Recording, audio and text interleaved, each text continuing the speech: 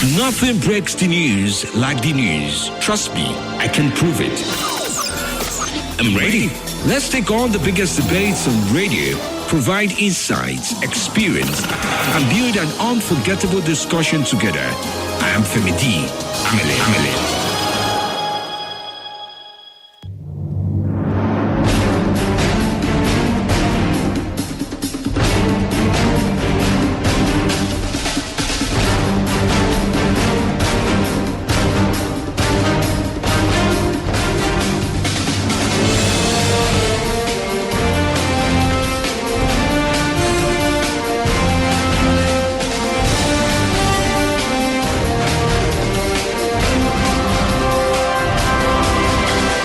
This is The Brief with FemiDlive. I'm glad you joined us this very morning. Welcome to the show. It's 10:23 a.m. Nigerian time. Here's a little bit of what we're expecting on the show. In just 1 week, we've seen the acting chairman of the Economic Financial Crimes Commission, Ibrahim Magu, see a situation where he has to answer questions regarding his time in office so far. I say so far because it's up to a point you never can tell. But many times we often ask the question, how many people do face, how many public officials do face panels and come back from those panels as clean? Oh, I wonder if that would be the situation with Ibrahim Magu, but that takes place. That's part of the things that made the week even more interesting. Also, this week, we saw a new surge of attack in the north, where it was believed that Nigerian army was able to fight off quite a number of terrorists, but then they did fight back. And yes, the fighting back was not casual. There were numbers, there were people, there were soldiers that lost their lives in that very encounter as well. Also this same week, we're seeing a situation where Cross River State continues to argue about the health of its people. 5 people were detected to have the COVID-19 in Cross River. Why am I making this an issue? Well, other states might have had those numbers, but the argument around that oftentimes, and so far so good, has been that COVID-19 is not existent in Cross River State.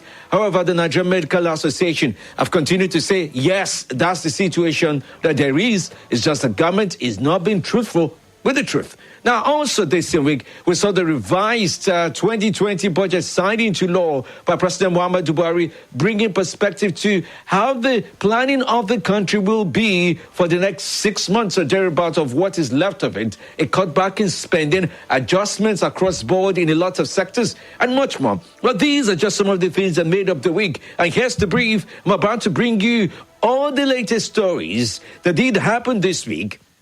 You also will get to bring in your commentary and your thoughts as regards what you make of it. Is anybody following that story about an attack in Aso Rock, an NFIU office, being, should I say, upsurged now? People going in there to take out documents. I don't know why that is, but there was a trend with fire some time back. I don't know if that is back now, but these are things that there is to question. How come one of the most secure places in the country, if at all, is getting looted? Well, this are things to wonder about.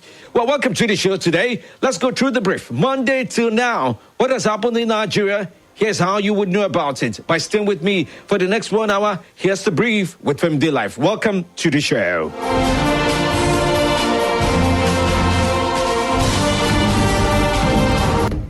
Talk show unravels your thinking, makes you stop to listen, engages you in a debate of opinions. I believe this man knows what he is doing. He is a Nigerian.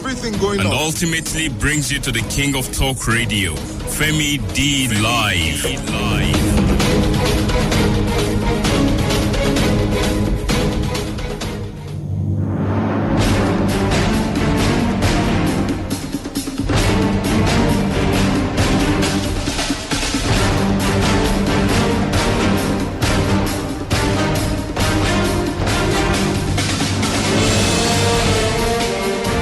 Okay, now let's start off with Monday. Welcome once again. Good morning if you're just joining in. Let's go through the brief, right? Some stories have audio, some don't. But these are stories I can personally verify that they did happen, this week. Let's start off with this story about the acting chairman of the Economic and Financial Crimes Commission, Ibrahim Magu.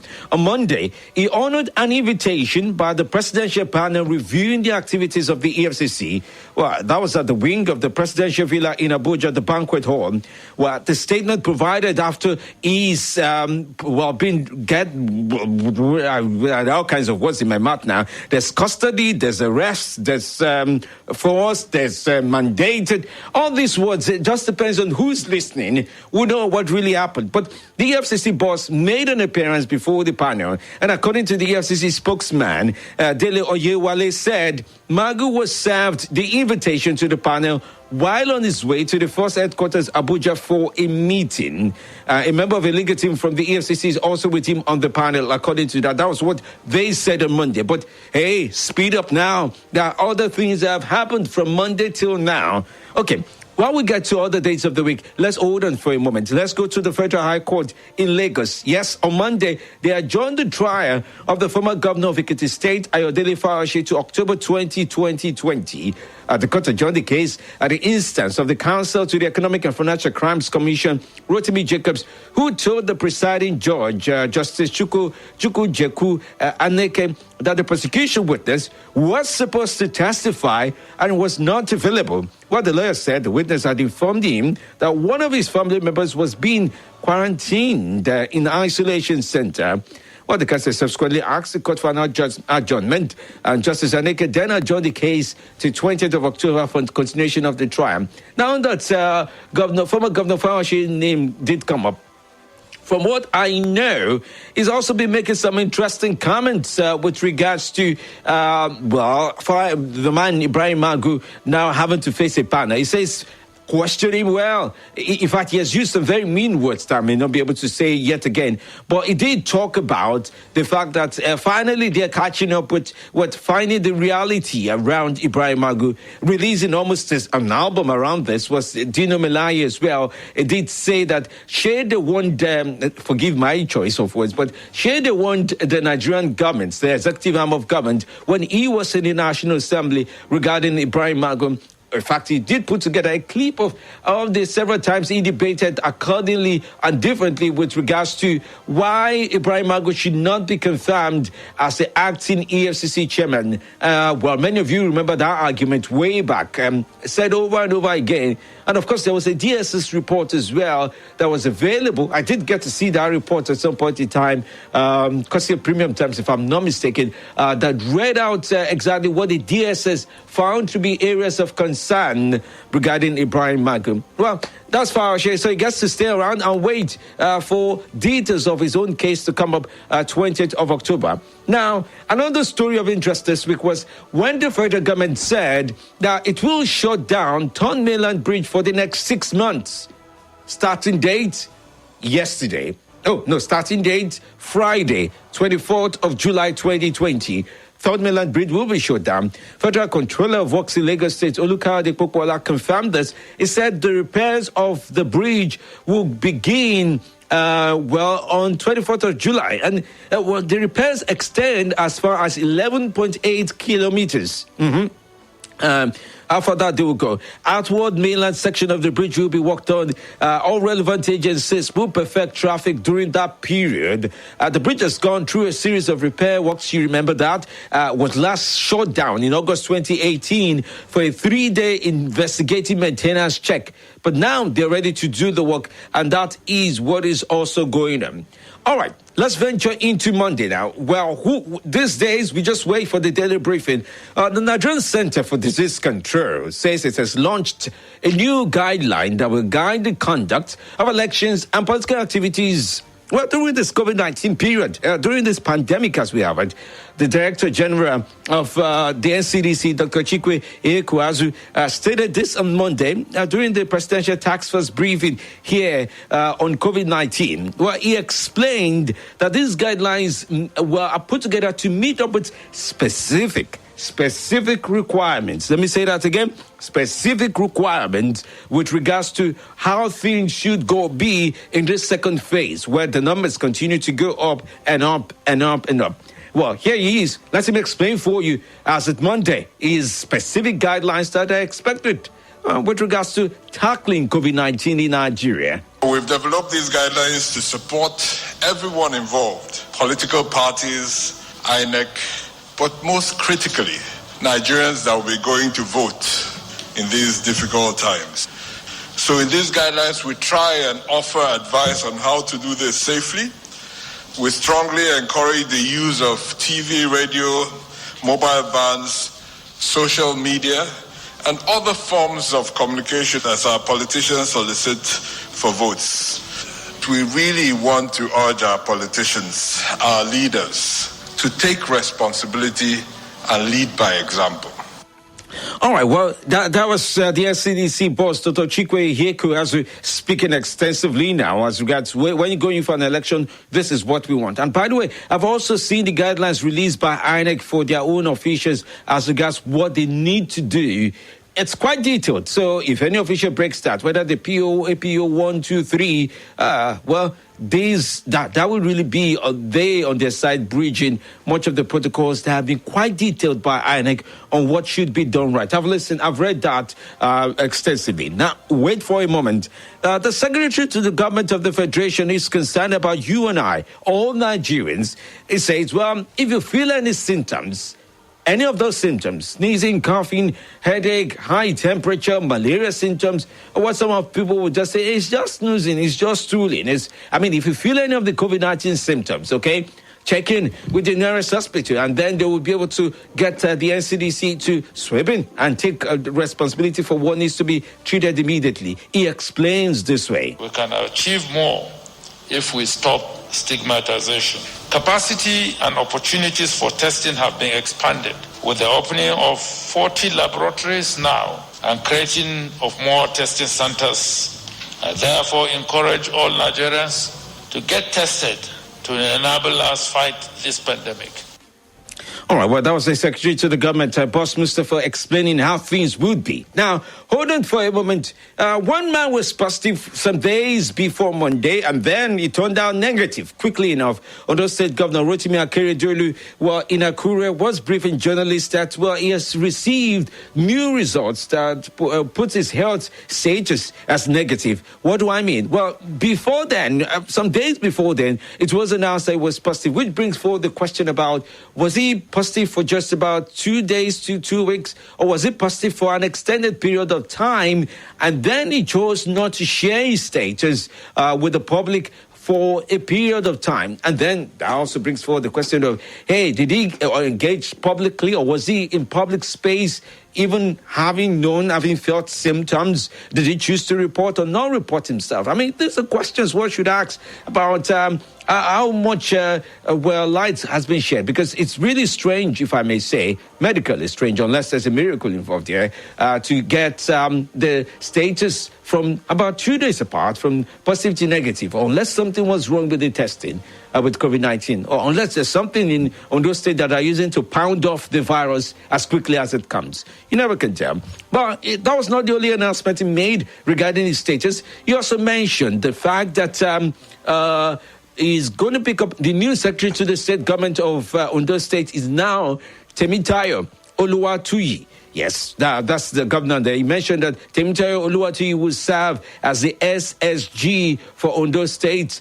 He mentioned that, by the way, on Twitter. Now, this, of course, follows with the fact that the former Secretary to the State of the Government, Ifedayo Abegude, resigned. And just as he resigned, he let go of everything. He talked about how they cheated in the last election that brought in the Ondo State governor into power. I do hope somebody is interested in investigating that. But, he talked about that, granted some extensive interview with regards to that. Meanwhile, there's been drama in Ondo State. Is anybody following that? Ooh, Well, there's been drama in Ondo State. Deputy governor resigned. No, he didn't resign, but there was talk about his impeachment. And the people who voted not to impeach him got kicked out of the State House of Assembly. All right, we dig more into this. Let's for a moment go on a commercial break. After the break, there'll be more stories I'd like to brief you on. This is The Brief with FemiDlive. Stay close.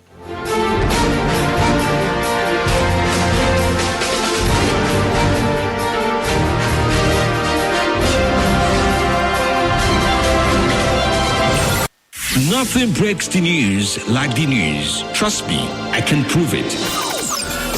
I'm ready. Let's take on the biggest debates on radio, provide insights, experience, and build an unforgettable discussion together. I am FemiD. Amele.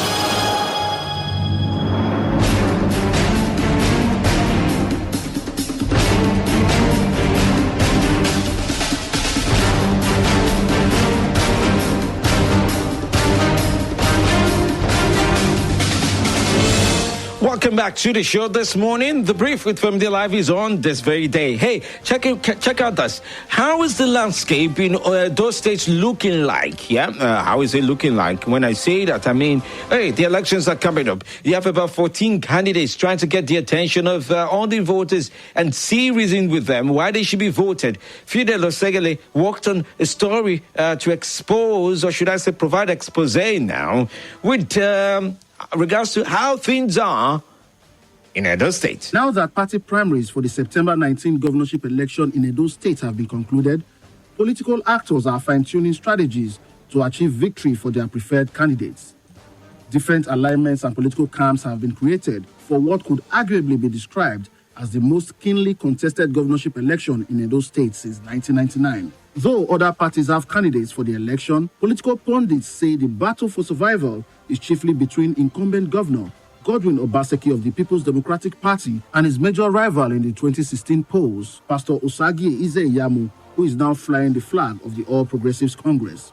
Both candidates had participated in the 2016 elections on opposite platforms, where Obaseki took over the helm of affairs after Adams Oshomole's two-term stint. But since the rift between Obaseki and his former political godfather, many have expressed divergent views as to his chances of clinching a second term on the PDP platform. Former House of Assembly aspirant in Edo State, Erosa Agbonifo, is optimistic that Governor Obaseki enjoys enough goodwill to return him to Sadebe Avenue for a second term, irrespective of his new political platform. The recent event that occurred in Edo State really made the governor to get a sympathy from the people, because there is an extent to which you fight a child, you will leave the child to cry. But what the governor experienced was a total victimization from the APC-led leadership at the party level. So we're ready and we accepted him as our own because we see things that he has done and is building an institution in Edo State. But public affairs analyst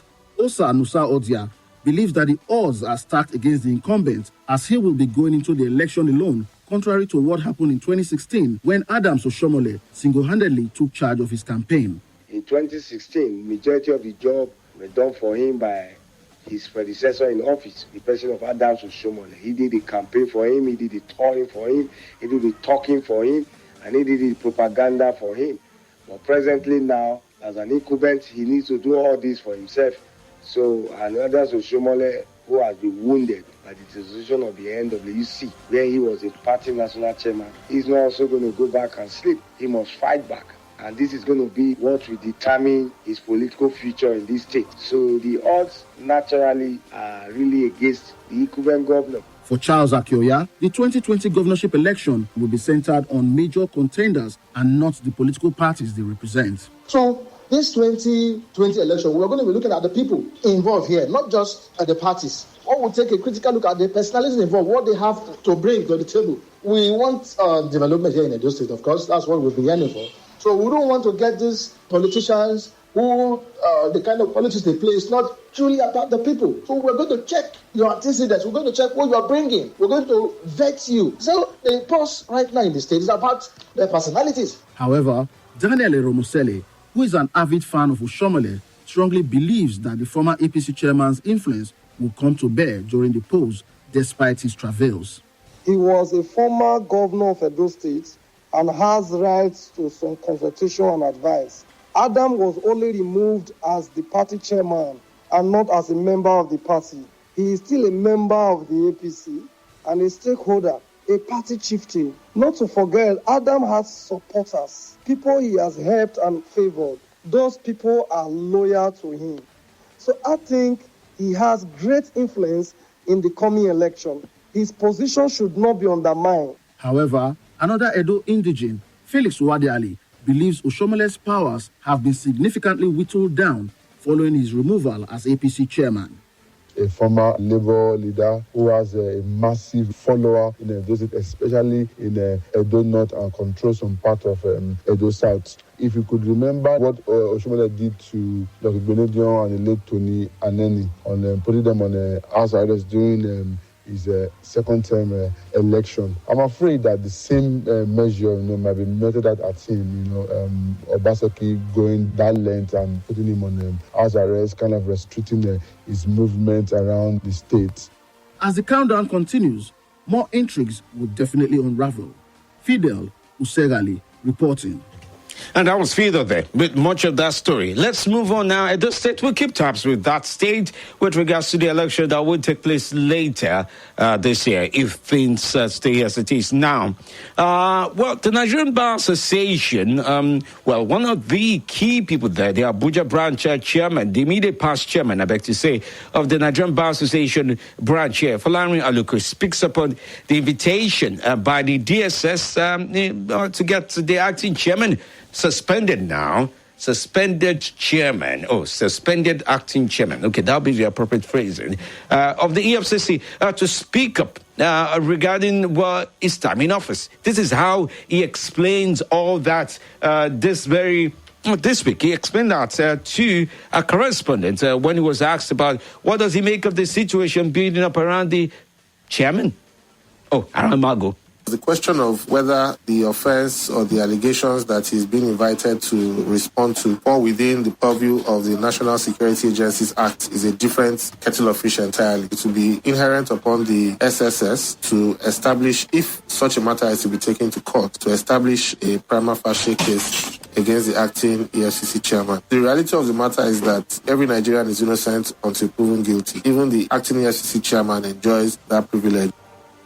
All right, well, he enjoys that privilege. Meanwhile, in the education sector, the West African Senior School Certificate Examination, which had been scheduled to commence in August, will not commence anymore. The Minister of State for Education, Emeka Nwajuiba, announced this on Monday at a briefing of the Presidential Task Force on COVID-19 in Abuja. According to him, the ministry will publish the local timings for the examination after a meeting with the authorities. As at Monday, this was what he said. I come and announce the date for Wike exams from the 4th of August to the 5th of September. Parents, please take note. Okay, so take note, as he said. Back to Edo State. National Campaign Council of the All Progressive Congress for Edo State has expressed optimism that the party will win this September 19 Edo governorship election. Guess who is the chairman? It has to be the Kano State Governor, Abdullahi Ganduje. It speaks up on how well they are prepared to win and do much more for the state if they take charge of the state. Remember, the candidate of the APC in Oyo State in Edo State is Izeyamo. Take a listen to how he expressed the methodology and all the sad tactics he describes of the opposition. This time it's the PDP. Listen to how he describes them. I assure you, the composition of this campaign council is strong and we are ready to do the job. APC is the answer in Edo State. So we assure you, we shall create an enabling environment for a peaceful election. We know the opposition is planning to rig the election, but we assure you, we know their tactics and we shall dismantle all their tactics. We know PDP made Wike their chairman. I assure you, we isolate Wike in an isolation center, and before he recovers, the election is over. The people of Edo State on the 19th September will come out en masse and vote APC. Why does that carry all the strangest set of energy one could think of? Okay, right there. That was Governor Abdullahi Ganduje was speaking up with regards to how they will do Edo State and how well they will win. Okay, that on one sideline. Meanwhile, the Caretaker Committee Chairman of the APC, Governor Malami Buni, expressed commitments and said, well, they will do all they can and the party will succeed. The assignment before the reconciliation and campaign committees is to build a peaceful and united APC and to ensure successful renewal of the mandate by the good people of Edo State who voted the party into office in 2016. The rich cream of ladies and gentlemen carefully appointed into the reconciliation and campaign councils gives the party great hope and confidence that they will succeed for the party to emerge united and victorious. All right, well, that's put some perspective to this. Now, flights have resumed in Nigeria. Domestic flights in Nigeria have resumed.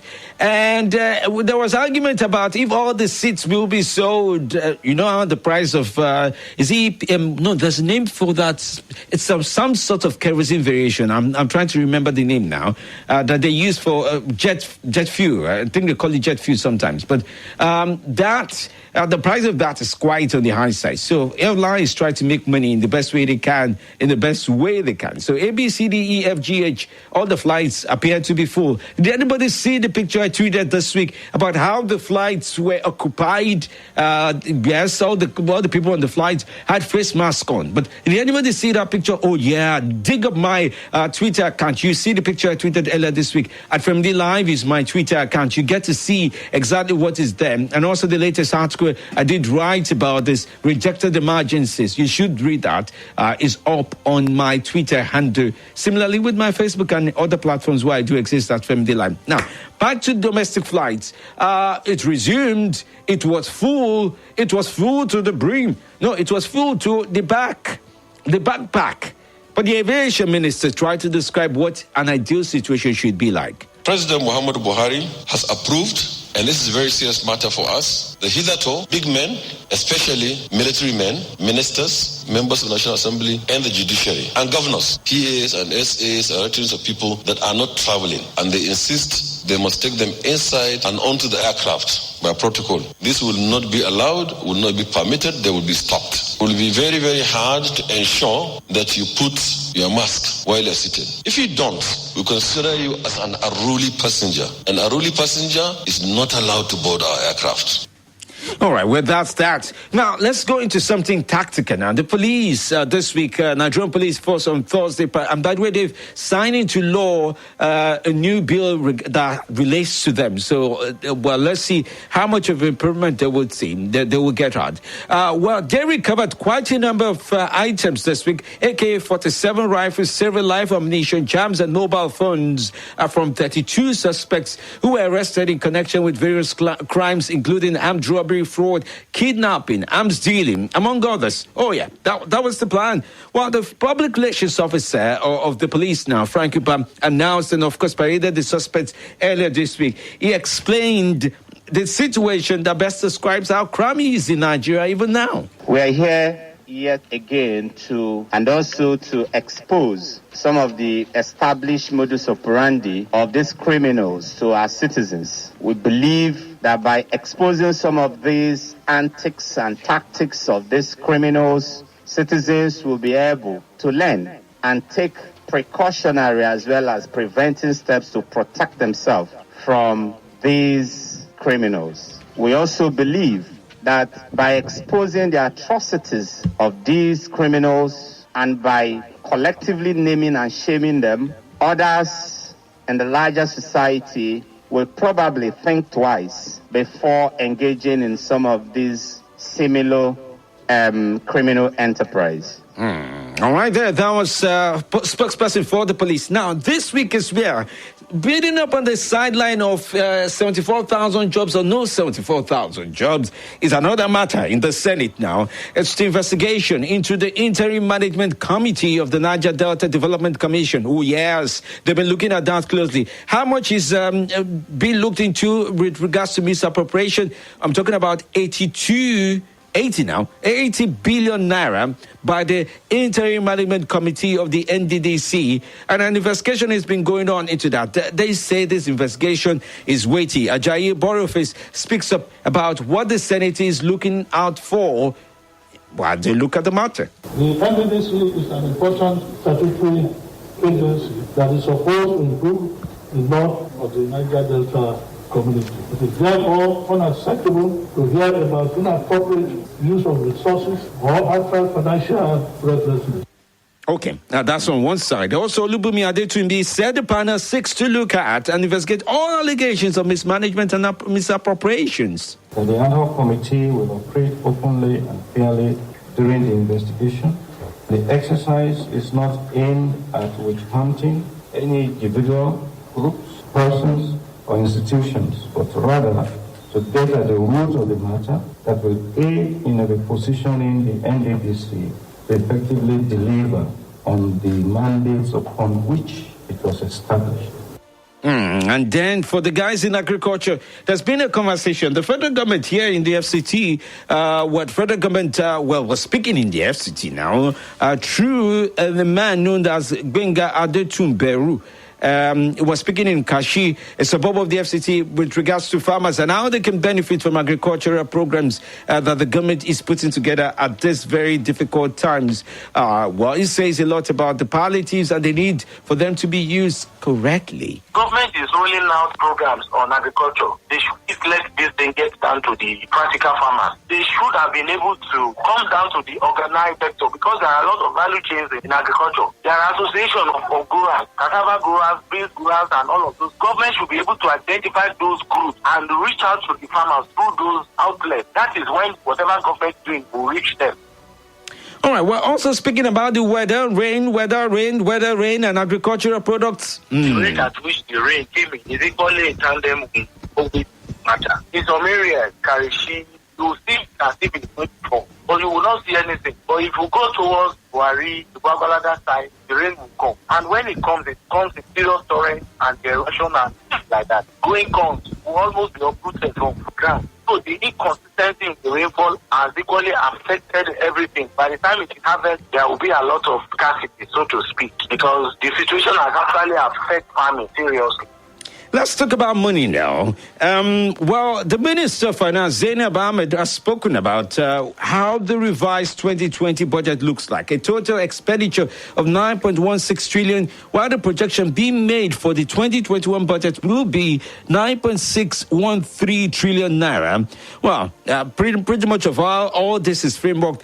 We have the Vice President, Yemi Osinbajo, at the Presidential Villa, overseeing the NEC Committee, the National Economic Council, through a virtual meeting to see how all these plans will come together. She speaks up about what the country should look like economically in days ahead. We also discussed with NEC the gross revenue that we're expecting into the Federation account, which will subsequently be shared. The revised 2020 budget has a total expenditure of 9.116 trillion, while the projection we're making for 2021 budget is right now at 9.613 trillion. So after the consultations with NEC and with National Assembly and with the public, we'll now make any adjustments that become necessary before we eventually go to the Federal Executive Council for approval. Okay, but just also to confirm to you, at 11 a.m. yesterday, the President did sign the revised 2020 budget. Yes, that was confirmed. The breakdown of that means that you have 10 trillion naira, 805 billion naira, and then you had 554,664,642 naira as now the details for the revised budget. Did you get it? Let me take that again. 10 trillion, 805 billion, 544 million naira, 664,642 naira. Okay, that closes up the numbers that best describes our economic life even now. Let's move on to another subject now. A faction of the All Progressive Congress in Ondo State has called on the national leadership of the party to call governors of Ekiti and Kaduna State, as well as the Minister of Transportation, to order for their involvement in the crisis bedeviling the party in the state. Should I give you a background to this? Well, APC practically doesn't have a stable formation in Ondo State right now. It has been who is leading, who is not leading. And that has been going on for some time now. Henry Olaruja speaks upon this about the forces that is making the party quite unstable. Here's how he reasons on this situation. Take a listen for yourself. To avoid disgrace and embarrassment that may arise from abuse of the office of Chairman and the Governors Forum, he and his cohort should desist from facilitating on democratic process while trying to impose the Gubernatorial governor, Rotimi Akeredolu on the APC by pushing for an indirect model which is grossly inimical to the success of our party in general election coming up on the 10th of October 2020.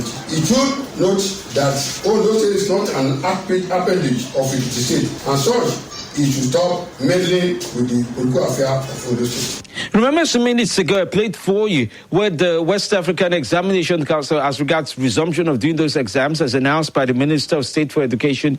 Well, that was changed because the Minister of Education now, Adamu, came forward again to announce that it will not be allowed, students belonging to unity schools will not be resuming as earlier announced. A change of mind, a change of policy, change of situation. Schools under the supervision of the Federal Ministry of Education will not reopen on August 4th or anytime soon. Our schools will only open when we believe it is safe for our children, and that is when the situation is right. And I will also like to, at this position, ask those states that have already announced, I appeal to them. I think it is not safe. I feel responsible for all children, not just the children who are in federal government-controlled schools. You know, if we are given the choice, me as Minister of Education, if I'm given the choice, I don't mind Nigeria losing a complete school year than exposing our children to danger. And I think that may be wise. I know some people hate me for saying so, but that may be wise. There has to be children alive for you to teach them. Meanwhile, some passengers did fly this week. What was their experience like? You really don't have a situation where passengers now have to, clog themselves up. No, there's a lot of distancing. At least, I think we're not much in the plane. Not we actually full. One per seat, one per seat. I think there should be one per seat. You can't sit on two seats after all. Maybe it meant one per line. But that was not the picture that came out. But the Nigeria Civil Aviation Authority, Musa Nuhu, that's the Director General there, also talks about the compliance. So far, so good. From what we've seen, there has been significant level of compliance with the airlines. We've had feedbacks, reports, and pictures from both Lagos and Abuja airports, which are the two airports that have opened today. And it's been quite impressive. So far, so good. Now, let's go to Kogi State. It's interesting what the governor there has been up to. He's been speaking on the coronavirus. I don't know if he's speaking up differently now, but this is how he sounded like when he started off this week.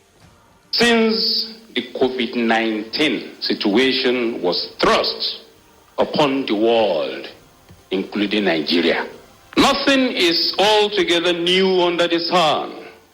Whether the coronavirus or COVID-19 or SARS-CoV-2 is natural or artificial, whether it came out of China or elsewhere, and whether by happenstance or hostile action, we need an evolving synergy between science and common sense, medicine and governance to beat this monster. Wow, I really feel like clapping as well. I really feel like clapping. Science and common sense, medicine and politics, and every other thing involved. But, well, I don't know if he has been able to bridge a bridge between those paraphrases he used in there. But, well, that was his week, and that's how he explains that. Meanwhile, he also did put out new judicial officers in his state to take responsibility, including the state's chief judge.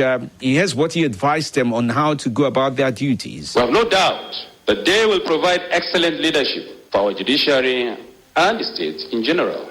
We therefore charge them to execute all the functions of their respective offices with erudition and the fear of Almighty God.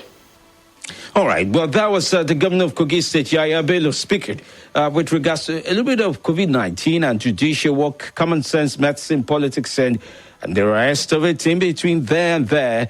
Okay. The Federal Character Commission has warned ministries, departments, and agencies, that's MDAs, it will soon prosecute erring agencies that fail to comply with laid down procedures and recruitment process. Forgive them, reading is slow. I just need to understand this as well. Take it in and breathe it out. something like that. Well, it says that they are concerned about how appointments are being made in the country. They express disappointment over the compromise of the operational standards of the commission and also some other things. Now, at a press briefing on Wednesday, the Federal Character Commission chairman, the newly appointed one, Dr. Mohiba Dan Kakai, issued the warning that they need to comply, follow the nominal rule, follow the federal character guidelines as regards who gets what, in line with how distribution is done. Okay, I'm just going to let you talk. Listen to him. The constitutional provision enabling Act will be our instrumental for ensuring the implementation of federal character principle among ministries, departments, and agencies. Since the establishment of the Commission 20 years ago, public perception has remained at its lowest health. However, we are opposed to change the narratives. We shall work assiduously to improve on the image of the Commission with robust advocacy by engaging stakeholders in a sustained campaign of our rule. All right, well, I'm about to say she's a she. Okay, so much going on across the country. And as it stands now, people have continued to tweet on with regards to an attack in Asirok that did see documents in the NFIU. I waited some hours ago to check. There was nothing from the presidential and to say this was that, or from any of the spokesperson of the president to ascertain if that's turned out to be true. It's just been rumored so far so good on Twitter. I don't know. I can't substantiate that. I can't verify that. But I do know that conversation is going on.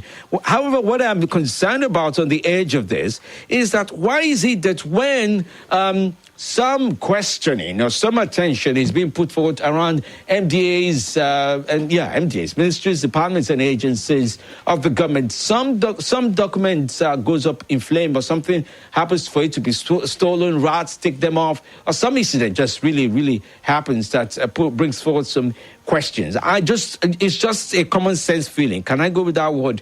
When there's somebody in the spotlight, there's somebody out there as well that something is not going right and wrong for. This has really confused me and sometimes give me a headache. I need to go on a break now. After the break, I will open up the phone lines for you to join the conversation. Now, this is the brief with FemiDlive. You've been briefed, and it's time for you to tell me what you think of all the stories as they stand and as how things will be. This is the brief with FemiDlive. A great talk show unravels your thinking, makes you stop to listen, engages you in a debate of opinions. I believe this man